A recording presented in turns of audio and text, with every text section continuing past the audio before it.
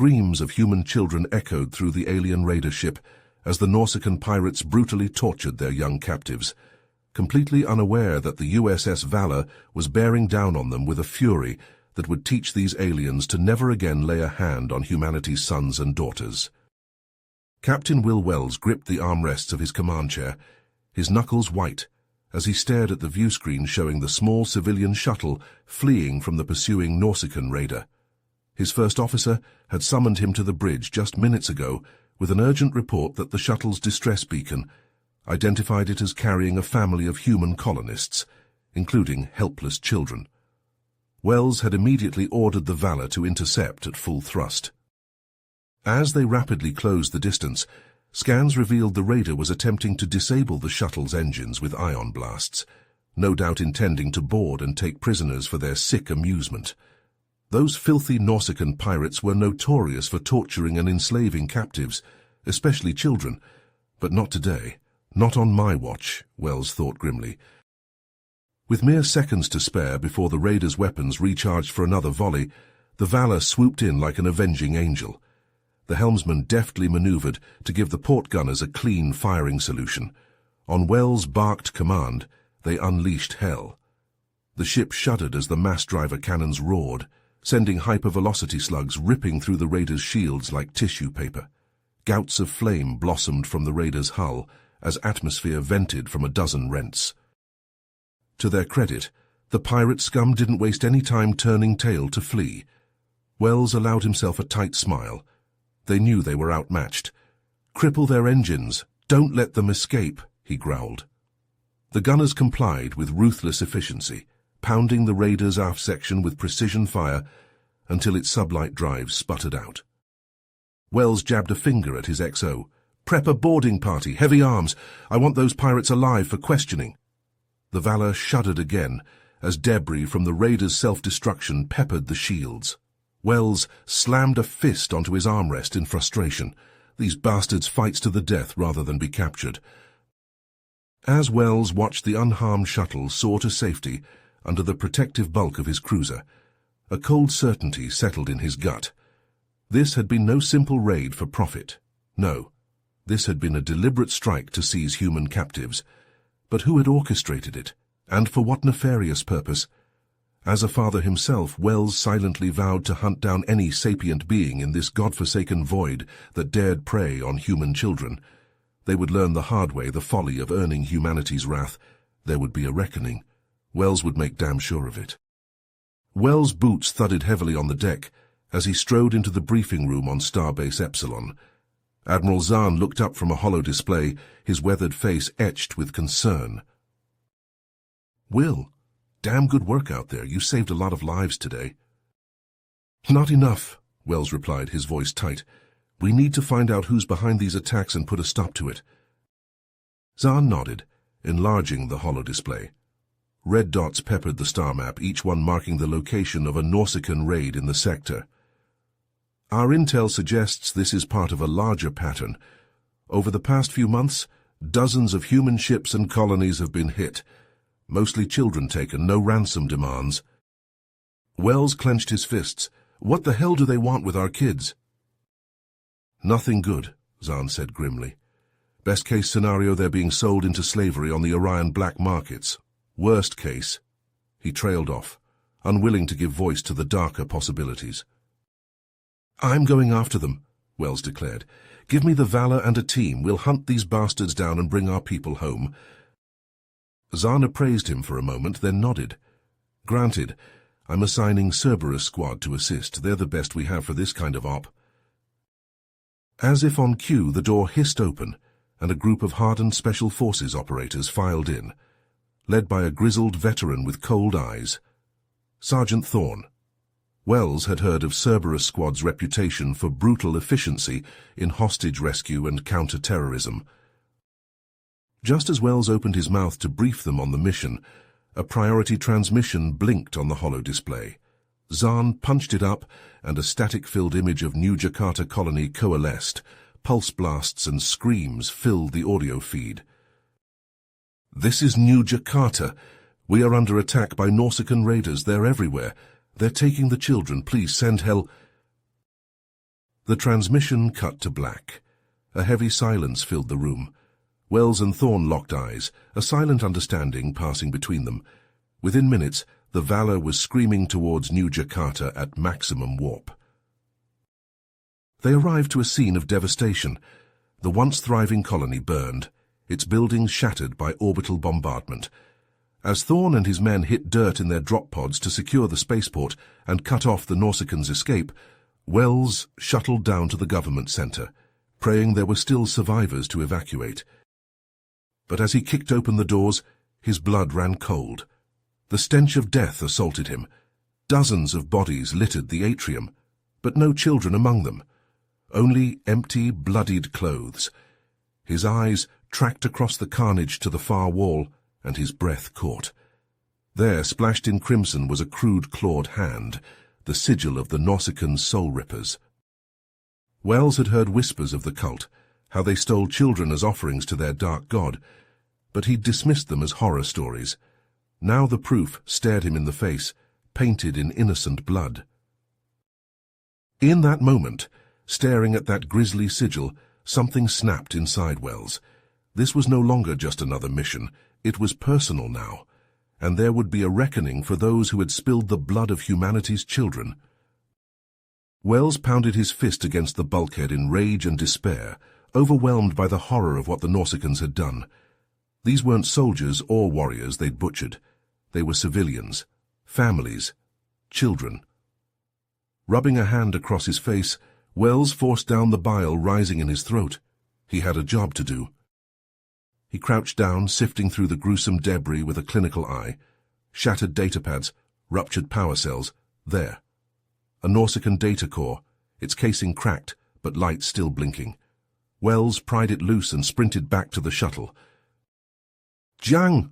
Wells barked as he strode onto the Valor's bridge. "I need everything you can pull off this data core. Navigation charts, comm logs, anything that might tell us where these bastards came from and where they're going next." The young officer nodded grimly, taking the core and plugging it into her console. Her fingers flew across the interface, lines of alien code flickering past. The core began to smoke. "It's self-destructing," Jiang cried. "Attempting to bypass. There, I've got a set of coordinates deep in Nausicaan space. Downloading now." The screen flashed red and the core burst into flames. Jiang yanked her hands back with a yelp. Wells swore under his breath. Their only lead, up in smoke, but they had the coordinates. It smelled like a trap, but what choice did they have? "Helm, plot a course for those coordinates, maximum warp," Wells ordered. "We're going to make these Soul Ripper scum pay for what they've done." As the Valor hurtled through the void, Wells pored over every scrap of data they had on Nausicaan culture and psychology, searching for weaknesses to exploit. A chilling pattern emerged. The Soul Rippers were a fanatical cult who believed that by ritually sacrificing the children of those they saw as lesser races, they could summon forth a mythical warrior god to lead the Nausicans to galactic domination. Their depravity knew no bounds. Wells' blood ran cold as the implications sank in. The missing children, he pushed the thought aside. They'd get them back. They had to. "Captain, we're approaching the coordinates," Jiang reported, an edge of trepidation in her voice. "Red alert! All hands to battle stations," Wells commanded. No sooner had the words left his mouth than a swarm of jagged Nausicaan warships shimmered into existence, disruptor cannons blazing. The Valor shuddered under the onslaught, sparks erupting from overloaded EPS conduits. Damage reports flooded in. They were badly outgunned, but Wells rallied his crew, and they fought like demons. The void lit up with the fire of ruptured hulls and dying ships. "Shields at 20%, we can't take much more of this," Jiang shouted over the chaos. Wells ground his teeth. As much as it galled him to retreat, he couldn't help these kids if he got his ship destroyed. "Helm, take us into that nebula, maximum impulse. We need to break contact." The Valor limped into the swirling clouds of incandescent gas, the enemy warships falling back, unwilling to pursue. As the radiation interfered with sensors, Wells ordered damage control efforts. "Captain, I'm picking up something on short-range scans," Jiang piped up. Debris, lots of it, and faint life signs coming from that Illyrian freighter. Thorn, take a boarding party and check it out. But be careful. This whole thing stinks of a setup, Wells warned. Using the ship's umbilical, Thorn and his commandos breached the freighter's airlock. Cutting through the twisted corridors, they found a handful of emaciated Illyrian crew, babbling in terror. Between panicked gasps, the Illyrians spilled out a horrifying tale. They'd escaped from a secret Nausicaan base hidden nearby, an abattoir where the Soul Rippers imprisoned and sacrificed children stolen from a dozen worlds. Thorn's eyes met Wells over the comlink. "Please," one of the Illyrians pleaded, grasping at Wells' arm through the screen. "You must stop them. No more innocents should suffer as we have." Wells' gut screamed that it was a trap, but one look at those haunted Illyrian faces, and he knew he had no choice. Steeling himself, he ordered the Valor to set course for the base, the Illyrians guiding them in. Hailing the base on all frequencies, Wells issued his ultimatum. "Attention Nausicaan Soul Rippers, this is Captain Wells of the USS Valor. Release your prisoners immediately or face the consequences. I will not ask twice." Mocking, deranged laughter echoed back over the comm. "Foolish human, you have delivered yourself to the altar of our ascension. Now watch as your misbegotten spawn usher in our glory." A massive asteroid loomed on the view screen, pitted with crude docking bays and bristling with cannon emplacements. The Soul Rippers' base. Without warning, a barrage of disruptor fire erupted from the asteroid, hammering the Valor's already weakened shields. Wells' eyes locked with Thorn's over the comlink. No words were necessary. This ended here one way or another. "Cerberus's go for drop assault, weapons free, I repeat, weapons free, no mercy." As the Valor's guns thundered in counter-battery fire, Thorn and Cerberus' squad rocketed out of the launch tubes, hell-bent on the enemy base. The battle for the children's lives had begun. Thorn grunted as he slammed a fresh power cell into his rifle, the magnetic clamps locking it in place with a satisfying click. Around him, the rest of Cerberus' squad did the same, checking their gear one last time. They were about to breach the Nausicaan base, and they all knew there would be no quarter given or asked. "Listen up," Thorn growled, his gravelly voice cutting through the pre-mission jitters. "Our job is simple. Get in, rescue the kids, and get out. And if any of those Soul Ripper bastards get in our way—" He cocked his rifle with a predatory grin. "We send them straight to hell." His men nodded grimly, determination etched on their battle-hardened faces. They were the best of the best, hand-picked for this mission. They wouldn't fail. With a bone-jarring thud, the assault pod slammed into the asteroid's rocky surface. The hatches blew open and Cerberus poured out, weapons at the ready. Immediately, they came under heavy fire from the base's automated defenses. Disruptor bolts sizzled through the air, searing the rock around them. Thorn barked orders, directing his men to take cover and return fire. Hunkered behind a jagged outcropping, he risked a glance upward. High above, the Valor was locked in a deadly dance with the Nausicaan warships, its hull blazing with the impact of enemy fire, even as its own guns spoke defiance. "Breaching charge now," Thorn roared. One of his men darted forward, slapping a demolition charge on the base's armored door. The squad pulled back, shielding their eyes. A thunderous detonation shook the asteroid, tearing the door off its hinges in a shower of twisted metal. Cerberus stormed into the breach, rifles spitting death. They were instantly met by a horde of fanatical Nausicaan defenders, screaming war cries to their dark god as they charged with blades and disruptor pistols. The corridors became a blood-soaked abattoir as the two forces clashed in brutal close-quarters combat. Thorn fought like a man possessed, his rifle bucking in his hands, as he put down target after target with ruthless efficiency. His men spread out, leapfrogging forward and covering each other with interlocking fields of fire. The deeper they pushed into the base, the more gruesome the sights became.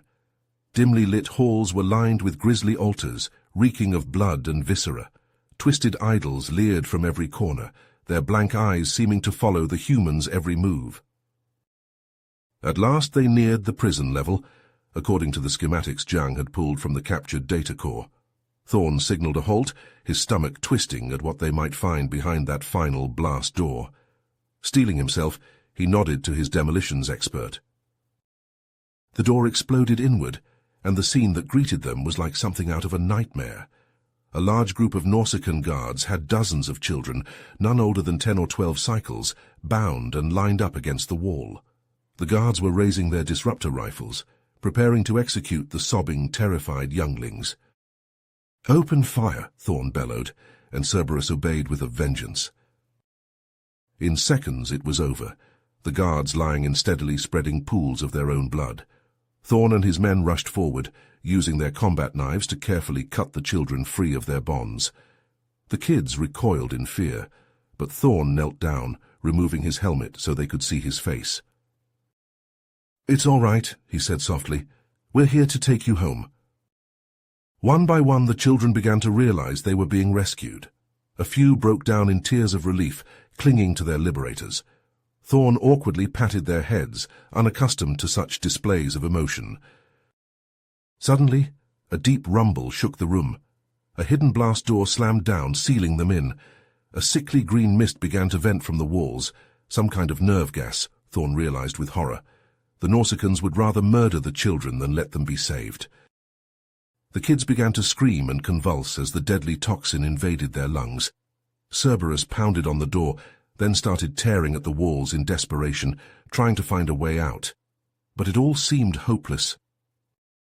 Then Thorne's eyes fell on a small maintenance hatch, half hidden behind one of the twisted altar statues. He lunged for it, ripping it open, but his heart sank as he realized it was too small for him to fit through with his armored bulk. He glanced back at the dying children, their innocent faces contorted in agony. He knew what he had to do. Without hesitation, he ripped off his helmet and rebreather unit, shoving them into the hands of a teenage Andorian girl, the oldest of the survivors. "Take these," he yelled at her. "Get the others out of here. Follow the tunnel. It should lead to the hangar deck. No matter what, don't look back." The girl's eyes widened as she realized what he was doing. She opened her mouth to argue, but Thorne cut her off. "Go, that's an order." He physically pushed her toward the hatch. "I'll buy you as much time as I can. Now move." Blinking back tears, the girl nodded and started ushering the other children into the narrow passageway. One by one they crawled to safety, Thorne holding the hatch open and watching them escape. His lungs were on fire, every breath searing agony as the nerve gas ate away at his tissues. Black spots swam in his vision. He could feel his muscles spasming, his heart stuttering in his chest. But he refused to let go, even as the last child made it through. Only then did he allow himself to collapse, a slight smile on his face. Thorne had made his peace long ago with the idea of laying down his life for the innocent. He'd never expected to die in the line of duty. He'd simply known it was the most likely outcome, considering the life he'd chosen. But looking back, he decided there were far worse ways for a soldier to meet his end. His last thought as the darkness claimed him was that it had been worth it. The children were safe. The mission was all that mattered. Cerberus had completed their objective. He could rest now, his duty done. On the bridge of the Valor, claxons blared as the ship bucked and heaved, battered by the relentless Nausicaan onslaught. Consoles erupted in showers of sparks, the lights flickering as main power began to fail. "Shields down to 13%, Zhang reported, fear edging her voice. "Hull breaches on decks 4 through 12. Wells clung to his command chair as the deck pitched beneath him. He knew they couldn't take much more of this. Already damage reports were flooding in. It was only a matter of time. "Hansen, signal all non-essential personnel to evacuate," he barked. "Get them to the escape pods, now." Zhang's hands flew across her console as she relayed the order. Then she froze, her expression morphing into one of utter horror.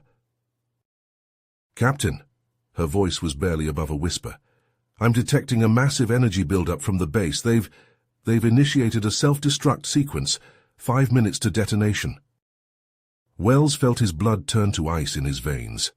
Those Nausicaan fanatics were going to blow the entire asteroid to hell, taking the captured children with them.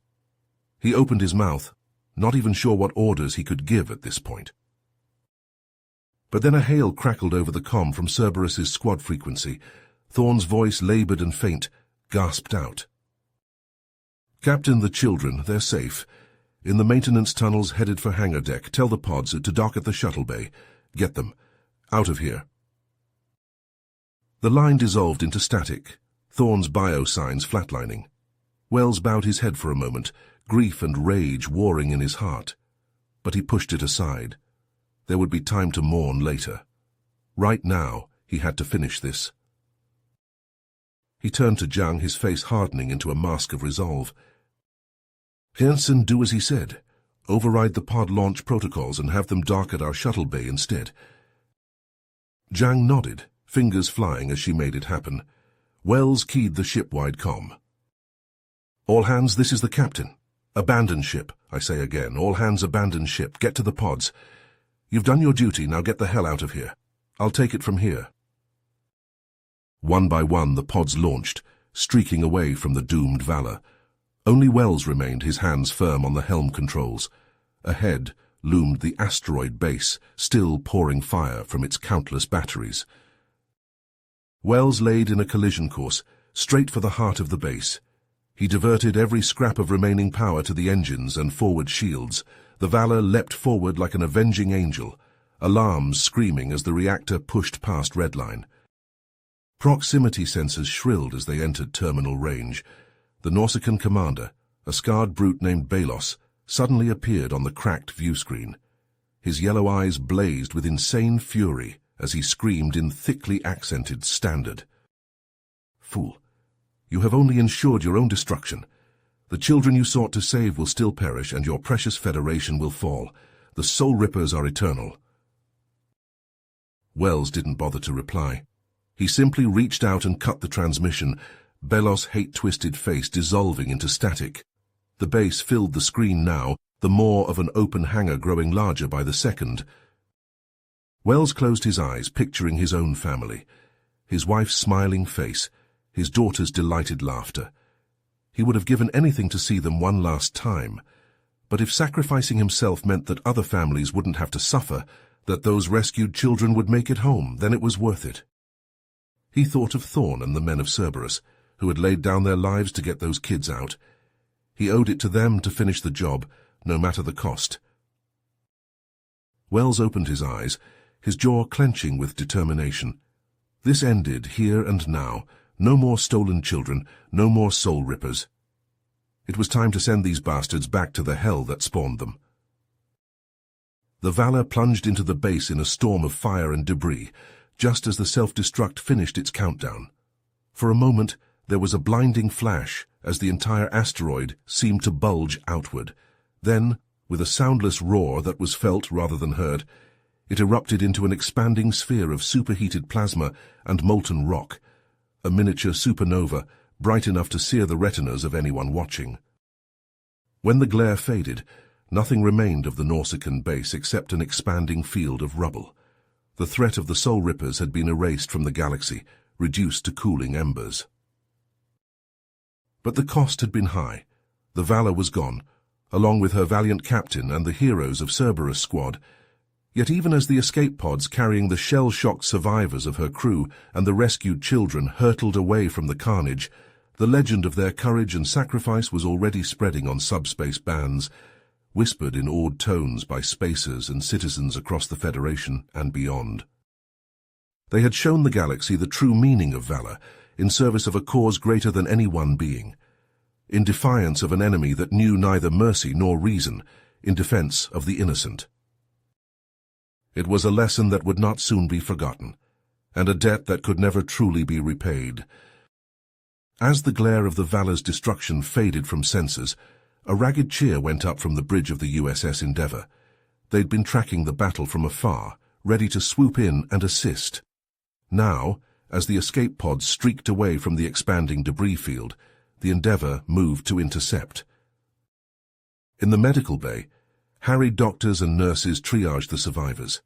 Many bore horrific injuries from the battle, plasma burns and shrapnel wounds, but it was the children who broke the medical staff's hearts. They huddled together, whimpering and flinching at every noise, their eyes haunted by unspeakable trauma. An Andorian boy lashed out at a Tellarite orderly who tried to tend his wounds, screaming in terror until a human nurse managed to calm him.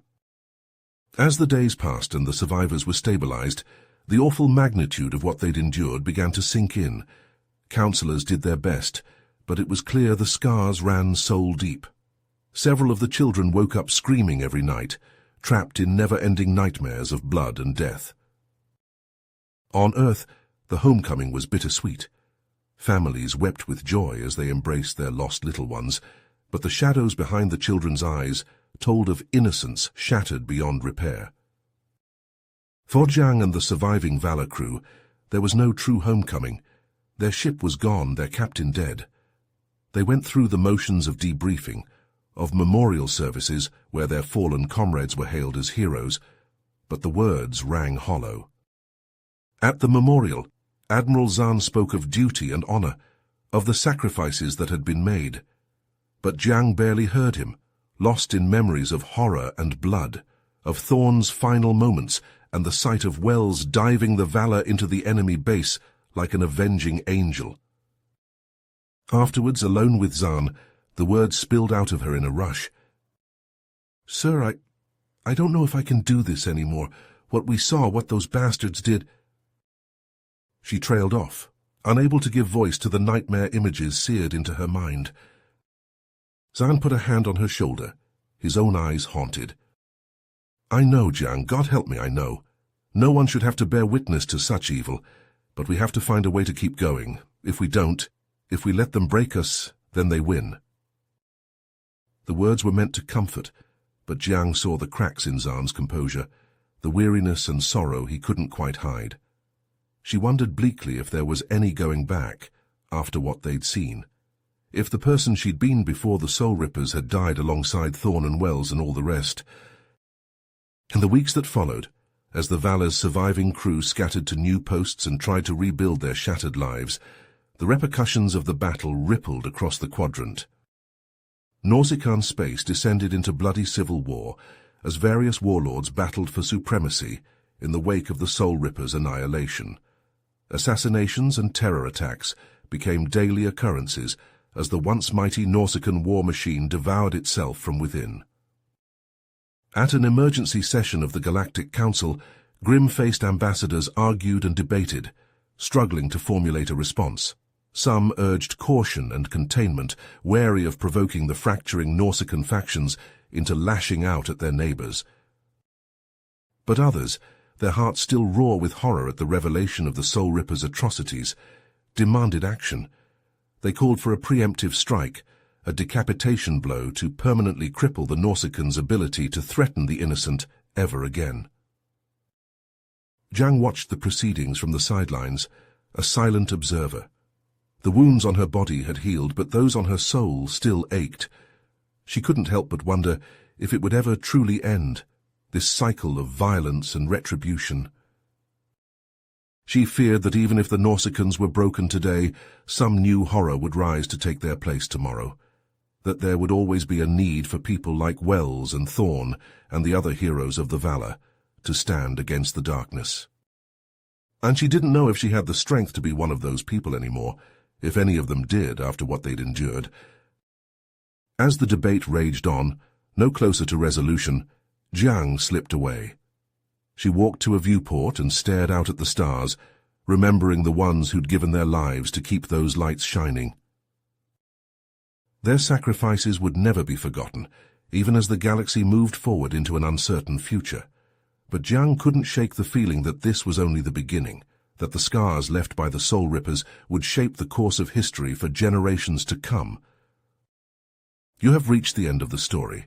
If you enjoyed this story and want to support us, please leave a like and subscribe to our channel, and for every comment that says 88, I will heart every single one of them. Thank you for your time.